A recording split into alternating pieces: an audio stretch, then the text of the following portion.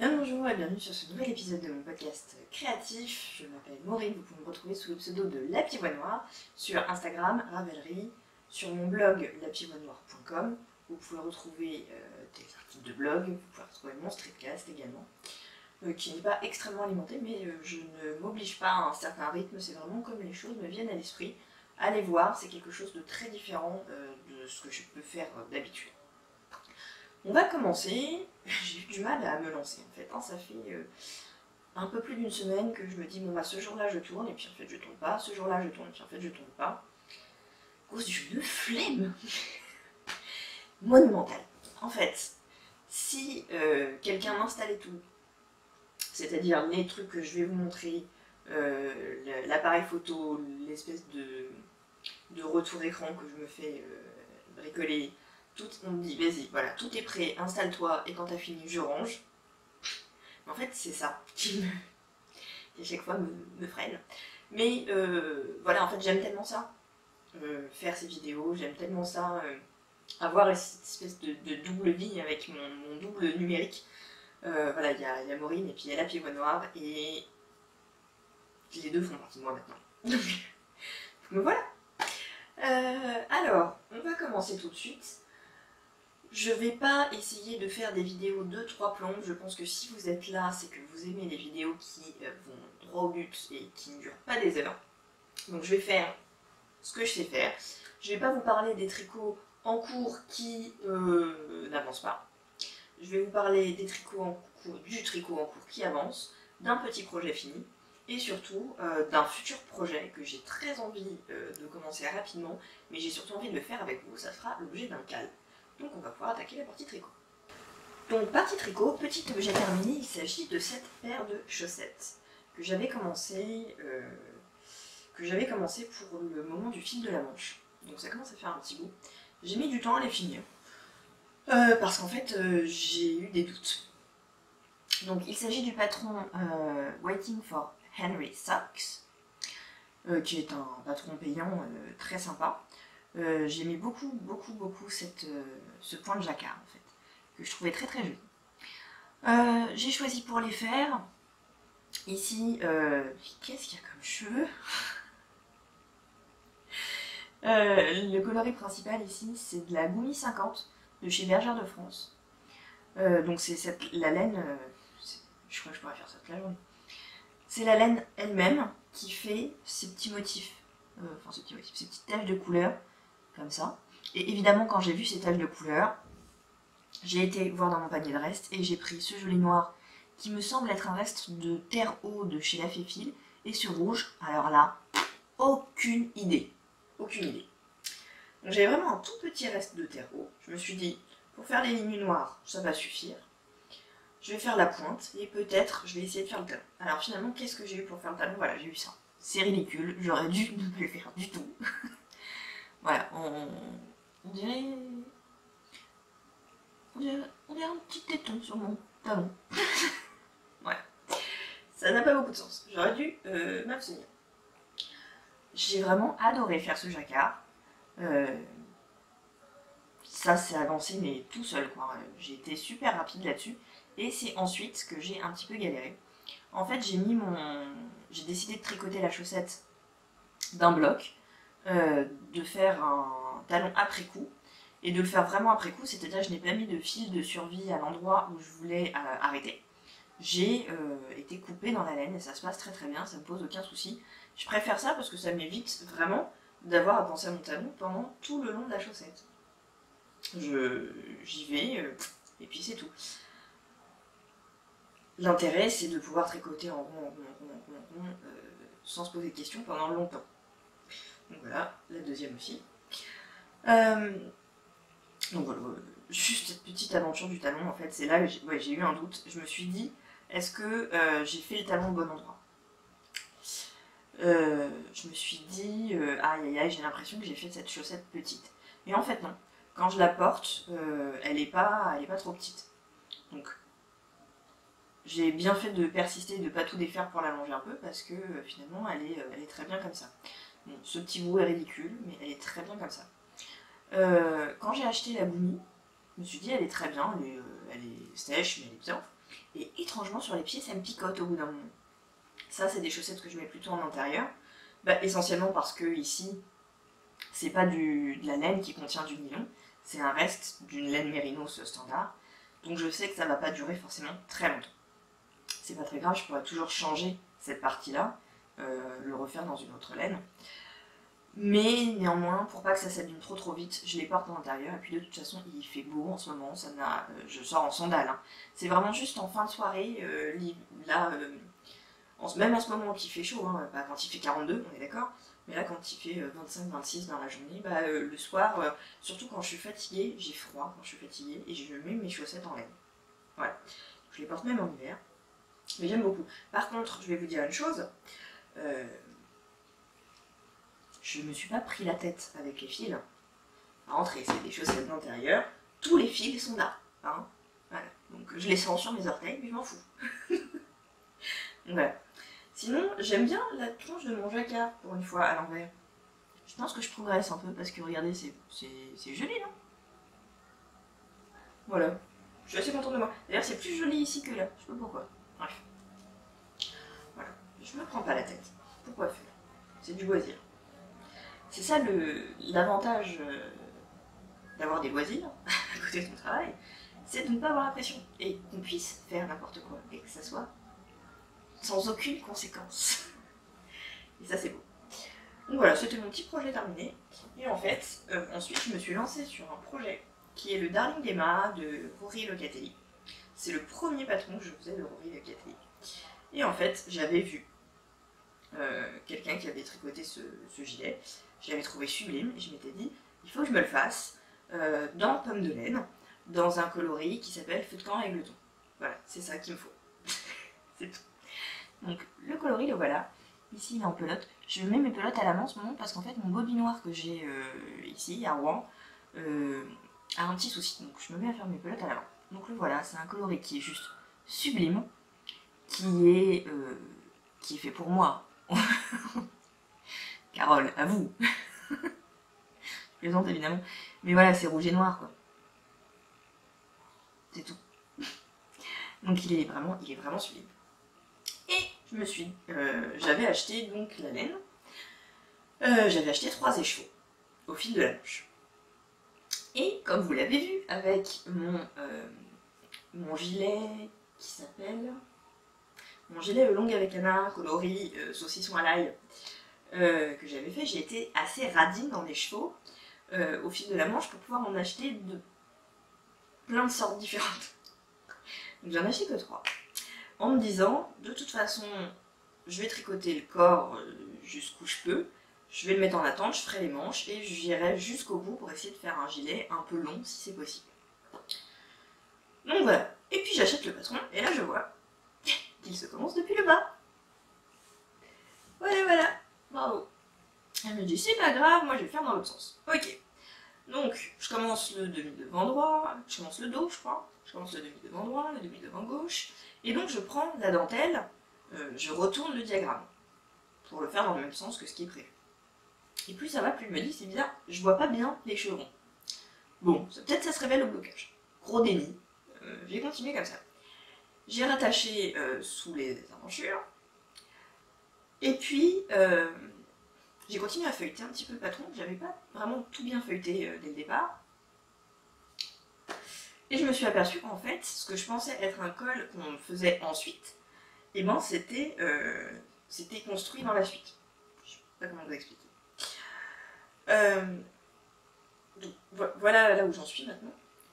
En fait, vous avez ici le demi-devant droit donc, que normalement vous commencez du bas, toc. Là, vous le séparez du dos, vous mettez le dos en attente pour continuer votre demi-devant, nanana. Et vous allez venir relever des mailles là, pof, pour faire le col. Et vous arrêtez au milieu. Vous faites la même chose de l'autre côté, et ensuite il faudra coudre vraiment ce qui est au milieu de votre nuque, au niveau de ce col-châle. Là, je me suis dit, bah crotte alors, comment je vais faire? Bon, c'est pas grave, je vais relever les mailles. Moi j'avais fait ça donc, j'en étais là. Je vais relever les mailles ici pour venir faire l'autre morceau qui me manque. Et là, je reprends la dentelle à l'endroit, puisque je pars bien du bas vers le haut. Je commence à tricoter et ça ressemble pas du tout à ce que j'ai fait. Et je me dis, ah non, non, il y a un souci.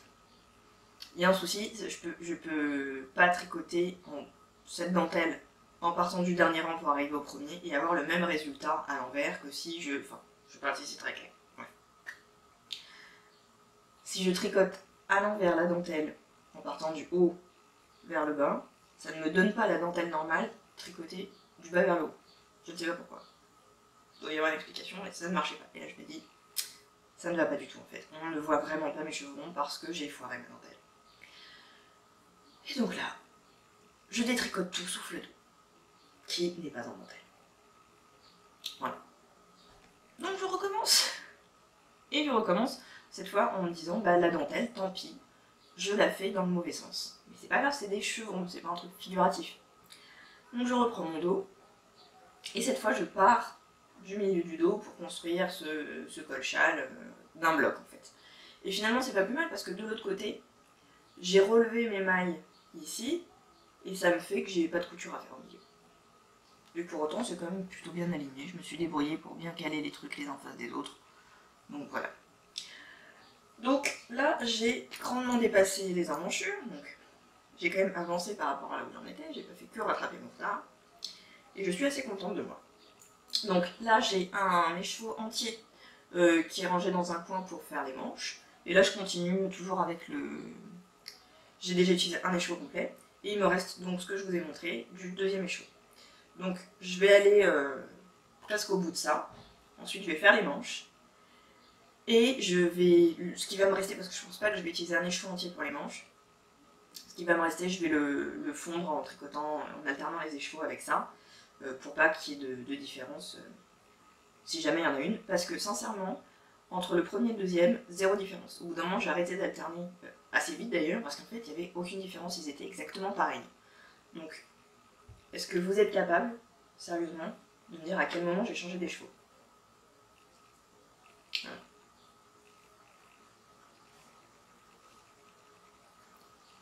Alors, dans la dentelle, c'est pas forcément évident, je vous montre le dos, là où c'est tout en jersey.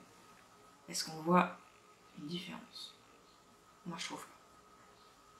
Donc là, je l'ai essayé tout à l'heure. J'arrive vraiment juste au-dessus de mes crétillacs au niveau des os du bassin là. Je sais pas si ça avec mes mancherons là. Si j'essaie de le passer, est-ce que ça va rendre quelque chose ou pas? Peut-être pas être plus heureux, mais hop. Donc j'ai ce col-châle là, comme ça.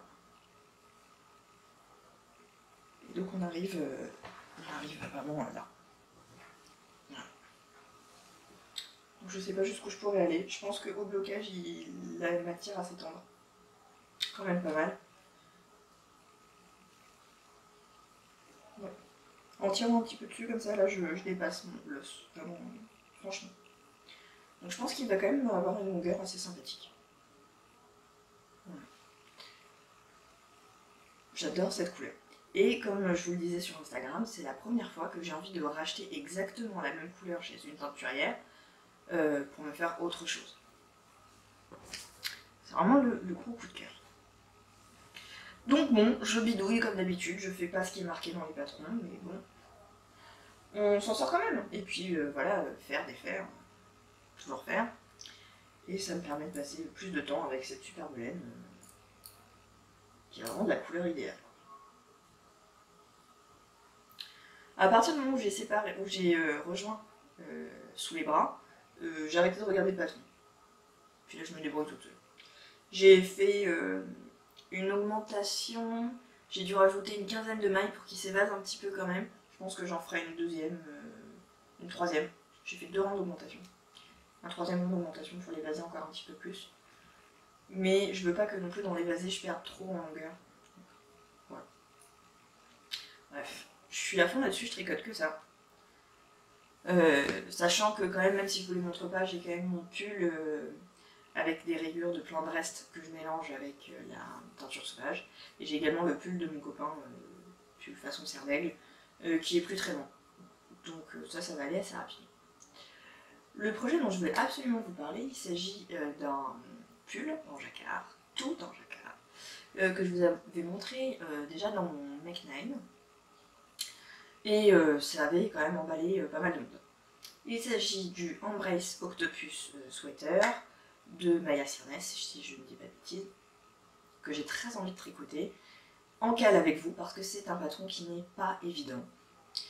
Et quand on regarde sur Ravelry, on voit que les gens ont eu un peu de mal. Ceci dit, il y a quand même des personnes qui ont fait des notes très très complètes, des modifications qu'ils vont apporter pour que leur pull soit vraiment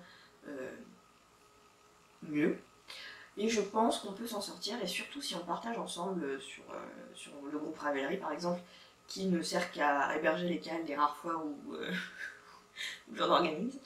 Je pense que c'est vraiment le genre de modèles justement qui sont un peu difficiles, mais c'est pour ça que c'est intéressant de faire un cal. Un cal par exemple sur les Waiting for Henry Socks, j'aurais pas vu forcément l'intérêt de l'organiser ou d'y participer si je l'avais vu passer, parce que bon, voilà, il n'y a pas de... je vais pas spécialement avoir besoin de discuter avec les gens pour ça, alors que là je pense qu'il y a du challenge. J'ai choisi ma laine pour le tricoter. J'ai choisi de la Delarum Natura, la Cyrano, donc qui est du 100% laine mérino, 150 mètres pour 100 grammes. Il faut que je fasse mon échantillon pour voir si ça convient. Dans l'idée, j'aimerais que le fond soit de cette couleur qui s'appelle plume, et que la pieuvre soit dans le coloris goéland. Voilà. J'ai longuement hésité, et je trouve que ces deux coloris-là sont très très jolis. Ça peut être très sympa aussi avec des laines un peu changeantes, je pense, type Malabrigo. Ça peut être vraiment très très beau. Allez voir les laines utilisées sur Ravelry par les autres personnes qui vont tricoter. Dans un modèle Ravelry, vous avez toujours idée de fil, qui vous donne voilà, toutes les laines qui ont été utilisées quand les gens vont renseigner. Dans idée de projet, vous voyez les différentes associations de couleurs. Il y a vraiment plein d'outils comme ça dans Ravelry pour vous aider à faire vos choix et à vous inspirer de ce qui ont été fait par les autres, les idées des autres. Et c'est vraiment très très chouette. Voilà, moi j'ai choisi ces deux couleurs-là. Dans l'idée, j'aimerais qu'on commence le cal au mois de septembre, puisqu'en fait, le mois de septembre, c'est le mois de mon anniversaire de podcast. Donc le 9 septembre, le podcast aura déjà 4 ans. 4 ans. 4 ans. Ça passe très très vite, hein, 4 ans sur YouTube. Surtout quand je fais pas des vidéos très très fréquemment. Donc moi j'ai l'impression que j'ai commencé l'année dernière. Voilà, donc j'avais envie de faire un truc un peu différent cette année et je me suis dit que voilà, organiser un cal, ça changeait, j'en fais vraiment pas beaucoup. J'avais envie de vous proposer ça, je vous avais fait voter sur Instagram, il y avait eu beaucoup de votes pour un cal, donc je me suis dit allez, c'est l'année où on le fait. Et en plus, petite chose intéressante, si on commence le 9 septembre, enfin, officiellement le truc commence le 9 septembre, le 11 septembre, si je dis pas de bêtises, ou à peu près dans ces eaux-là en tout cas, le Knitich va commencer. Pour celles qui ont déjà participé, vous savez que tricoter de la grosse laine, ça veut dire faire du métrage assez rapidement. Et ça, c'est de la bonne grosse laine. Donc, stratégie, si tu veux optimiser ton Knitich tout en faisant un cal sympa, viens. Viens donc sur le groupe. Je vais bientôt, je pense, ouvrir le sujet pour qu'on puisse parler des laines qu'on a choisies, se montrer les échantillons, essayer de s'aider à calculer ensemble les échantillons parce que je sais que ça c'est une étape qui n'est pas évidente pour tout le monde et même pour moi c'est pas non plus une science exacte hein, l'échantillon, mais là je pense qu'il faut quand même le faire, à mon avis. Moi je vais en faire. Voilà. Ça c'était donc pour la partie tricot. Pour la partie couture, en fait, il va y avoir deux sections couture, une couture classique, où je vais vous montrer surtout des top ségures, deux robes, et puis le haut que je porte actuellement. Et il va y avoir une sous-partie lingerie, que je vais mettre à la fin pour ceux que ça n'intéresse pas. J'espère que ça va vous plaire, donc on va commencer tout de suite. Alors, déjà on va faire un point top ségure. Et top ségure, en fait, en double gage. Puisque j'ai fait de nouveaux top ségures. En fait, j'ai fait celui-ci. Alors, là ce que je vais vous montrer, ce n'est pas repassé. Parce que déjà que j'ai la flemme de poser l'appareil photo devant moi. Alors, repasser avant le podcast. Voilà, j'ai la flemme. Donc, j'ai fait cette version-là avec le petit volant. Je trouve que mon encolure elle gondole un petit peu. Est-ce que c'est dû au tissu de la double gaze, qui est un tissu qui a tendance un petit peu à se déformer? C'est possible. Faut que je refasse le point qui tient la parmenture à l'intérieur, parce que malgré la sous-piqûre, ça a tendance à rebiquer. Donc pour celles qui ne savent pas, en fait, si vous prenez votre tissu ici, là c'est l'extérieur, vous pouvez, voilà, vous avez votre extérieur et à l'intérieur vous avez une parmenture. Donc le truc se présente comme ça. Vous pouvez faire une surpiqûre, c'est-à-dire ici piquer l'extérieur et la parmenture. Et sinon, il y a ce qu'on appelle une sous-piqûre. Ça va ne se voir que sur l'intérieur. Je ne sais pas si on voit bien, il y a une petite ligne de piqûre ici, en fait, qui maintient la parmenture et la marge de couture à l'intérieur. Donc en fait, pour le faire, on ouvre comme ceci, et on vient piquer la parmenture avec la marge de couture à l'intérieur. Et ça aide à faire rentrer les parmentures. Ça aide, mais ça fait pas tout.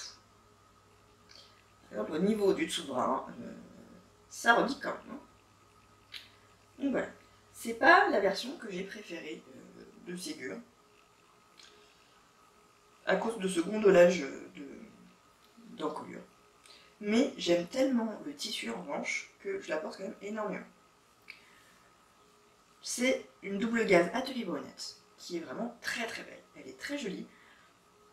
Elle n'a pas l'effet gaufré de la double gaze habituelle que moi je connais. Et les pois sont cousus. Donc c'est vraiment très très belle qualité. J'ai choisi de faire un petit motif sur l'ourlet avec mon petit fil doré. Hop, j'ai profité des soldes d'Atelier Brunette parce qu'en fait, il y a besoin de un petit peu moins d'1 mètre de tissu pour faire un top Ségur. Et donc déjà en soi, c'est pas une grosse dépense. Et en plus, quand le tissu est soldé, ça vaut vraiment le coup parce que, on est d'accord, c'est une très belle double gaze, mais qui a un coût. Voilà. Je pense pas que je ferais une robe de 2,50 m de tissu dans ce tissu-là. Voilà, faut faire des choix. J'ai fait une deuxième version, qui est une version que j'avais pas encore, c'était la version à basque. Donc toujours avec un tissu Atelier Brunette, pareil que j'ai pris en solde. Cette fois c'est la couleur chestnut, alors qu'ici c'était la couleur amarante. Donc pour la basque, j'ai décidé d'utiliser toute la laisse du tissu. En fait je pense qu'il me restait peut-être ça de tissu sur le bord de mon tissu donc. Et moi j'ai vraiment utilisé toute la laisse, ce qui fait qu'elle est extrêmement froncée. Mais moi j'aime beaucoup. J'aime beaucoup, beaucoup, beaucoup. Et en plus, j'ai décidé donc de faire la version avec les petits boutons. Je n'ai pas intercalé de volant cette fois-ci, mais j'ai intercalé ce petit bord de dentelle, qui était exactement de la bonne couleur. Et j'ai utilisé des petits boutons Atelier Brunette aussi, que j'avais acheté pour autre chose, et finalement, non. Je trouvais qu'ils allaient très très bien avec. Ça a donné ce top Ségur là, que je trouve vraiment très très chouette. Et vraiment, cette double gaze a une très belle fluidité, je le trouve hyper sympa. Justement, je voulais vous montrer donc la différence entre la double gaze Atelier Brunette et les autres doubles gazes à pois dorés qu'on peut trouver. Moi par exemple, j'avais acheté celle-ci, toujours pour un top Ségur, chez Atelier de la Création, pour que vous voyez bien la différence. Ici, c'est le coloris Tomette. Donc vous voyez qu'en fait, si on bricole comme ça, Tomette, ça se situe quelque part entre chestnut et amarante, en termes de coloris. Parce que des fois, on ne s'en rend pas bien compte hein, quand on commande sur internet. Vous voyez, Tomette, c'est plus rouge que chestnut, mais c'est quand même plus orangé que amarante. Voilà. Sinon, vous voyez tout de suite aussi, je pense, que celui-ci a un aspect gaufré, que n'a pas du tout la double gaze Atelier Brunette. Autre différence, les pois ici sont des pois qui sont collés. Donc attention hein, pendant votre repassage à repasser sur l'envers ou à mettre quelque chose dessus parce que sinon le doré se barre. Ça m'est arrivé à un ou deux endroits, j'avais oublié, mais enfin, pas dramatique. Et surtout, les pois sont beaucoup plus nombreux sur celui-là et plus petits. C'est pas du tout le même genre de pois. Alors, Mon copain m'entendrait, ça le ferait mais vraiment mourir de rire, c'est pas du tout le même genre de poids, on est d'accord, on est sur des pois dorés, hein. C'est quand même pas la même chose. Nous qui avons l'œil, hein, vous voyez, on n'est pas sur la même densité de poids, on n'est pas sur la même taille de poids. Voilà. Le prix n'est pas du tout le même. Je crois qu'en temps normal c'est dans une vingtaine d'euros le mètre, celui-là c'est 9 euros le mètre je crois. Donc voilà. Je me suis dit que comme j'avais toutes ces doubles gazes là, c'était quand même intéressant de vous montrer les différences, parce qu'on se rend pas forcément compte et on se demande parfois, voilà, qu'est-ce que je vais choisir pour mon projet. Est-ce que ça vaut le coup d'investir dans un tissu beaucoup plus cher par rapport à ce que je vais en faire, ou pas, voilà. Comme je les avais, vous pouvez vraiment les comparer les unes par rapport aux autres au même endroit. Maintenant, là j'ai prévu par exemple de me faire une robe dans une double gaze à pois dorés, et comme je vous le disais, voilà, une robe c'est quand même un gros métrage de tissu, j'ai pris celui du milieu là. Dans une couleur, je crois beige rosé, bref. Donc je ne dis pas qu'il y en a un qui est naze et l'autre qui est exceptionnel, juste voilà exactement les différences. Et après vous faites votre choix en fonction de votre projet. Et moi voilà, j'achète les deux en fonction de ce que je veux en faire. Autre cousette en termes de double gaze, c'est cette cousette-ci. Donc là pareil, c'était une double gaze atelier brunette que j'ai eu en solde, et j'ai utilisé un petit peu moins d'1 mètre de tissu pour le faire. Et j'ai pris pour cette petite blouse très sympathique, que j'aime vraiment beaucoup porter, le patron du Hemlock Tee, de Greenlight Studio, tout simplement. Et en fait, le Hemlock, je trouve que c'est une très bonne base pour faire une espèce de Kyoto-like. Voilà, je vous mets des petits trucs pour que vous visualisiez de quel patron je parle si vous ne suivez pas. Parce qu'en fait, son emmanchure étant bien basse, ça permet d'insérer des volants assez facilement. Je l'avais déjà fait d'ailleurs sur un t-shirt marinière. Et là, je l'ai refait à nouveau. Et en fait, ce patron n'a qu'une seule taille. Le Hemlock Tee, il est gratuit, mais il n'a qu'une seule taille, qui est très large pour les plutôt crevettes comme moi. Moi, je fais un 36 en général en haut. Pour vous donner exactement, je fais 80 de tour de poitrine, 75 je crois de tour de taille et 95 de tour de manche. Voilà, comme ça, si vous faites à peu près les mêmes mensurations que moi, ou vous faites les mêmes tailles que moi d'habitude, vous pouvez vous repérer un petit peu. Ça donne un truc qui est vraiment très gousant. Moi, je suis là. Hein. Voilà. Donc, qu'est-ce que j'ai fait à partir de ce Hemlock? J'ai décidé de le faire très court. Il est presque cropped en fait. Si vous voyez là, j'ai mon bas de pyjama. Voilà. Donc il est presque cropped, il va très bien avec une jupe taille haute, ou alors avec un body en dessous, un peu en dentelle, qui laisserait juste voir une petite bande de dentelle avant le pantalon ou la jupe. Ça peut être très mignon. J'ai choisi de faire des manches qui arrivent au pli du coude, exactement au pli du coude, et j'ai rajouté cet énorme volant, qui n'est pas très foncé, mais qui est très haut, en fait. Donc ça fait une espèce de double manche, comme s'il y avait une manche un petit peu froncée et une manche normale en dessous, et je trouve que cet effet est vraiment très joli. En ce qui concerne le col, normalement, le Hemlock Tee a une bande d'encolure, et ça a tout son sens dans un tissu maille, parce que ça va venir resserrer un petit peu l'encolure pour la plaquer. Là, ça n'avait aucun sens de faire ça, je n'aurais pas pu la poser. Donc j'ai décidé en fait de faire une finition au biais. Donc, vous voyez, c'est pas un biais à cheval qui vient des deux côtés, c'est un biais qui n'est que à l'intérieur. La couleur n'est pas forcément la plus heureuse, c'est un gris avec des petites étoiles noires, mais c'est à l'intérieur, donc on s'en fout. Voilà. Donc c'est un truc très sympa à porter, je trouve, pour la mi-saison comme pour les chaleurs finalement, parce que comme il est très ample et la beau être noire, c'est totalement respirant, que c'est de la double gaze, donc ça tient vraiment pas chaud. Et pour autant, je trouve que pour la rentrée, voilà, avec une petite jupe crayon par exemple, ça pourrait être très mignon. Donc voilà mes petites cousettes en termes de top. Je vous avais parlé également de robes, et j'en ai deux à vous montrer. Une robe qui fait un petit peu mi-couture, mi-tricot et crochet en réalité. Il s'agit de cette robe-là. Donc vous allez avoir du mal à vous rendre compte un petit peu de ces robes. C'est pour ça que je vais vous mettre les photos portées que j'ai mises sur Instagram. En fait, je m'ennuyais faire un dimanche. Je me suis dit, tiens, je vais me faire une robe. Donc j'ai été chercher dans mes cotons à crocheter. Et j'ai trouvé ce coton, couleur rose pâle, que j'avais acheté 3 francs 6 sous chez Saustronneux Greneux. Je ne sais pas comment ça se prononce, ce petit magasin de déco là, voilà. Vous en avez un à Rouen, à l'Espace du Palais. Je sais que vous en avez un à Lille, à Euralille aussi. Et en région parisienne, il y en a un à Créteil-Soleil. Voilà. Je vous mets comment ça s'écrit pour chercher lequel est près de chez vous. Ils ont des articles de DIY, un tout petit rayon qui change beaucoup, mais avec des cotons notamment, et je les trouve très bien. Donc j'ai crocheté ce haut de robe. En fait, je crois que ça...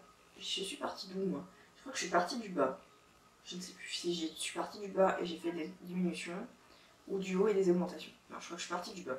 J'ai dû mettre 100 mailles sur une chaînette, je crois. Une chaînette de 100 mailles, et puis j'ai diminué à chaque rang, comme ça. Et ensuite, j'ai pris un coupon de double gaze que j'avais acheté à Feu-Saut Couture, à Rouen, qui est malheureusement fermé. Cette double gaze avec des petites feuilles de ginkgo, là, qui est une double gaze gaufrée également, comme vous pouvez le voir, qui est très jolie. Je pense que ça peut être très joli aussi dans les mêmes tons. Faire le haut et le bas à peu près dans les mêmes couleurs, ça pourrait être vraiment cadeau. Donc j'ai pris un panneau voilà, de double gaze. J'ai fait une coulisse à l'intérieur de laquelle j'ai casé un élastique. Et en fait, moi je ne fais jamais la coulisse et ensuite je me galère à passer l'élastique. Je ne fais plus ça. Je positionne mon élastique bien contre la bande, enfin, le bord de mon truc, et je fais mon repli dessus. Et voilà, comme ça j'ai rien à rentrer à la fin. Enfin, je trouve ça tellement plus simple. Donc l'élastique est tout autour, vous voyez, tac, c'est bien élastique comme ça. Et donc en fait, ça c'est vraiment juste sur la poitrine. Hein. C'est vraiment taille empire. Et donc ce qui fait que le dos remonte vraiment à mi-dos. Donc c'est un dos nu, mais pas jusqu'en bas, on voit la naissance des fesses. Vous voyez, ça reste décent, à mon sens. Ensuite, j'ai pris ce biais Liberty, qui était dans les bleus et roses, pour faire le lien. Voilà, que j'ai cousu sur le bord aussi pour faire un bord assez propre. Et ensuite je me suis dit, quand même, je trouve que ça baille.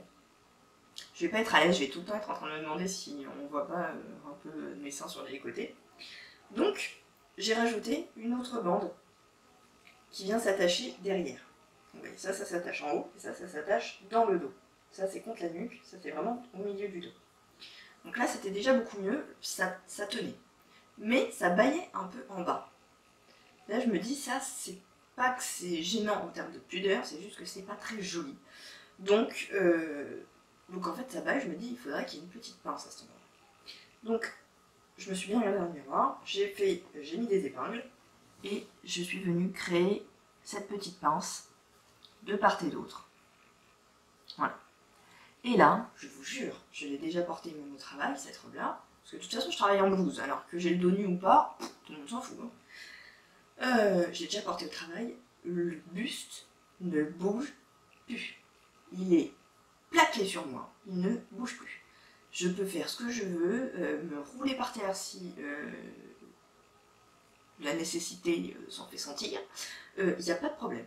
Et pourtant, quand je travaille, je suis amenée à faire des cascades, puisque comme certains le savent, je suis médecin de rééducation. Et c'est parfois un peu de sport d'examiner vraiment le patient de la tête aux pieds, de tester tous les groupes musculaires. À la fin, on est vraiment fatigué, on se plie dans tous les sens, et je n'ai aucune crainte avec cette robe, elle ne bouge plus. Donc, aucun problème. Ça c'était, je l'ai fait en une journée. J'ai commencé à crocheter le haut un dimanche vers 13 h, et à 19 h j'avais fini ma robe. Voilà. Donc ça, c'était le truc vite fait, dont j'étais très contente. Dernier truc, et j'en suis raide dingue, j'adore cette robe. Il s'agit de la robe Eowyn de Mime-moi Pattern, que je ne connaissais pas du tout. Voilà, elle n'est pas repassée, et comme c'est une robe longue, vous n'allez rien y comprendre, mais je vais vous mettre les photos portées évidemment un petit peu après. Alors, déjà, je vais fermer le dos pour que vous puissiez mieux voir. Hop. On va commencer par parler du tissu, ce sera peut-être la chose la plus simple à vous montrer. J'ai pris ce tissu Atelier Brunette, je suis très Atelier Brunette en ce moment, de la nouvelle collection qui est sublime. C'est une viscose, je crois, vraiment très très belle, qui s'appelle Granito Chestnut. Elle existe aussi en bleu nuit et en blanc, je crois. Mais je trouve que dans cette couleur-là, elle est vraiment, vraiment canon. Elle a une belle fluidité, vraiment, la couleur, je la trouve trop trop belle. Trop trop belle. J'ai utilisé des petits boutons Atelier Brunette qui vont avec. Donc, j'ai pris les petits pailletés Chestnut, les plus petits, je pense. Ils sont vraiment très très jolis. Voilà. Et ensuite, je me suis aperçue qu'il fallait une fermeture éclair. Je ne m'en suis pas aperçue tout de suite, donc j'étais dégoûtée, puisque Atelier Brunette fait ses fermetures éclair aussi. Donc j'aurais pu en avoir une parfaitement sortie. Mais j'ai pris celle-là. Et alors, honnêtement, j'ai arrêté de me casser la tête à essayer de faire des fermetures éclair visibles. Je m'en fous en fait, qu'elles soient visibles ou pas, du moment que la couleur n'est pas délirante. Donc je l'ai cousue normalement. Et c'est tout. Et ça me va très bien. Voilà. Donc cette robe, c'est une robe avec des fines bretelles. C'est très très joli. L'encolure est cache-cœur comme ça. Voilà. Faut que je refasse un petit peu le point ici parce qu'il n'est pas hyper net. J'ai fait un petit point pour être sûr que le cache-cœur ne s'ouvre pas de manière inopinée. La robe est longue, très longue, très très longue. Moi je fais 1m64 je crois à peu près et elle m'arrive pile sous la malléole. C'est l'os de la cheville, ça m'arrive pile là, donc nickel. Après je mets tout le temps des chaussures avec des hauts talons, donc ça va, je ne marche pas dessus. Et dernier petit détail et pas des moindres, le dos est ouvert comme ça. Vous avez une découpe dans le dos. Si on comprend. Voilà, là vous comprenez, puisque vous voyez mon t-shirt derrière, qui est bien noir. Il y a cette découpe dans le dos. C'est vraiment très joli. Je n'ai fait aucune modification pour une fois. La seule chose que j'ai fait, c'est qu'en fait, moi, ma morphologie fait que j'ai un tout petit buste. J'ai un tout petit buste comme ça. Et j'ai des jambes qui ont l'air proportionnellement très longues, alors que pas spécialement. Mais en fait, j'ai un buste minuscule. Et donc, mes bretelles sont toujours trop longues. Et là, elles étaient vraiment trop longues, ça faisait pas joli. Donc, j'ai fait un petit repli de chaque côté. Et je suis venue coudre au milieu. Et ça fait, on dirait un petit ruban. Donc, ce sera mieux quand ça sera repassé. Mais on dirait un petit nœud de ruban, en fait. Je sais pas si vous voyez ce que je veux dire. Peut-être si je vous montre au-dessus du noir plutôt qu'au-dessus de ma tête. Voilà. Donc, c'est tout mignon. J'adore cette robe, elle est sublime. On est bien dedans, on est à l'aise, on n'est pas du tout moulé. Il y a juste la ceinture qui est près du corps. Le reste, le cache-cœur est ample, la jupe est ample. Il y a une grande fente. Une très grande fente là, qui vous donne toute l'aisance nécessaire pour bouger, vraiment sans problème. Et la fente, elle arrive là à mi-cuisse quoi.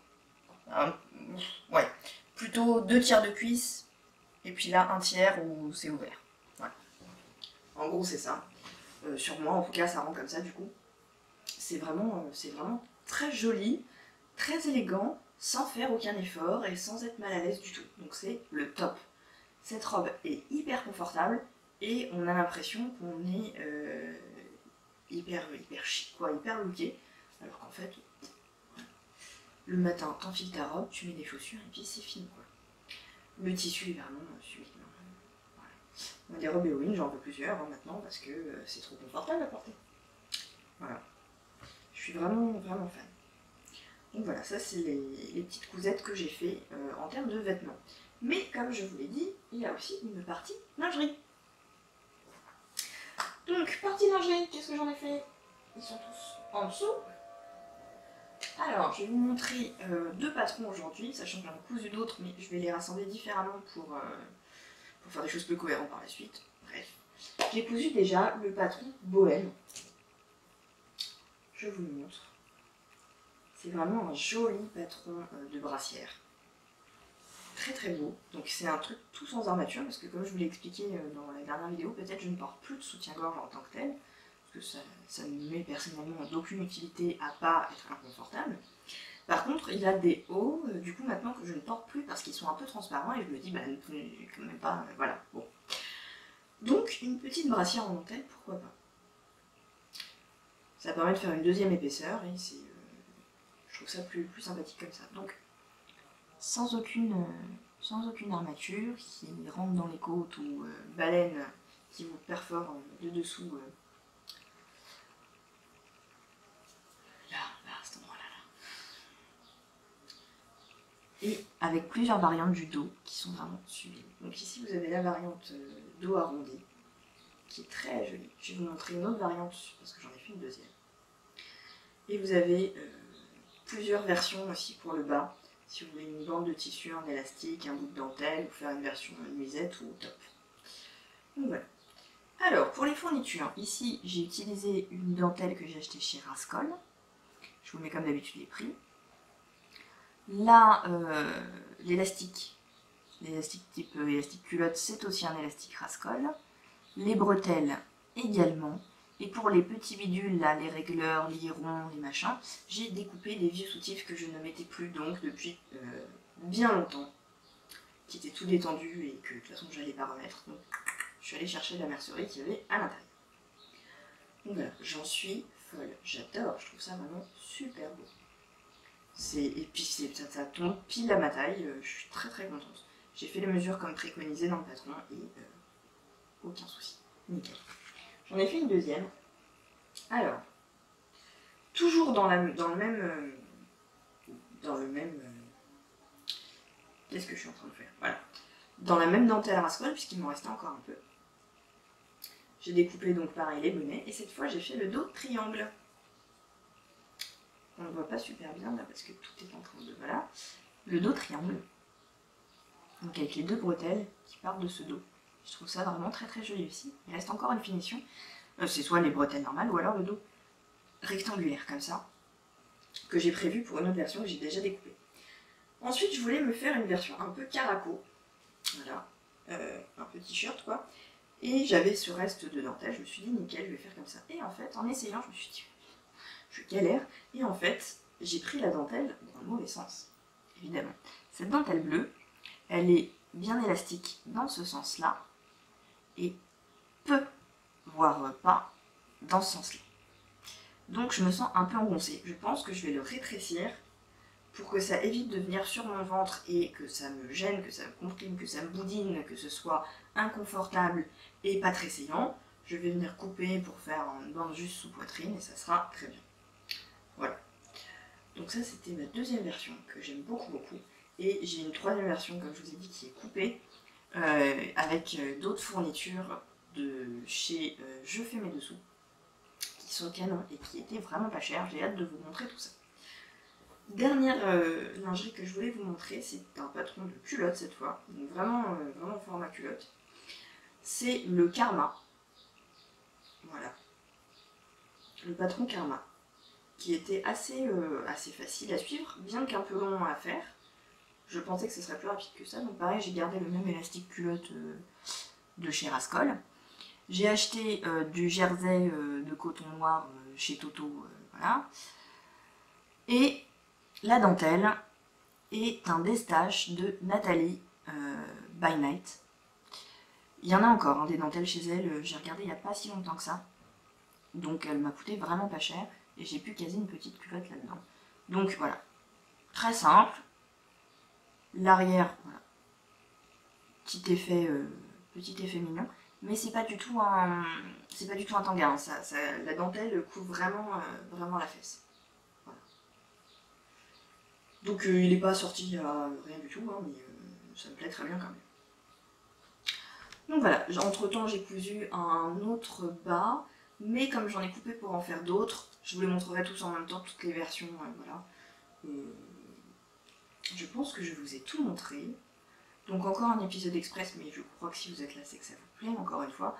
Donc voilà. C'est-à-dire que je regarde beaucoup, perso, de podcasts longs, et je pense que j'en regarde beaucoup parce que c'est ce qui se fait beaucoup aussi, de podcasts très très longs qui durent quasiment 1 heure. et qui sont assez réguliers aussi dans leur sortie. Et moi, c'est pas du tout ce que je fais des podcasts très courts et avec pas mal d'intervalles, 1 mois voire 2 mois d'espace. Mais c'est juste que c'est ma façon d'être en fait. J'ai toujours été quelqu'un de très concis. Je rendais toujours des copies minimalistes à l'école et ça m'empêchait pas d'avoir de très bonnes notes. C'est juste mon style qui est comme ça. C'est pas que j'ai rien à dire, je le dis vite. Voilà. Donc on arrête de se comparer aux autres et puis on fait ce qu'il nous plaît et puis c'est tout. Voilà. Sur ce, je vous fais des bisous puis je vous dis à la prochaine.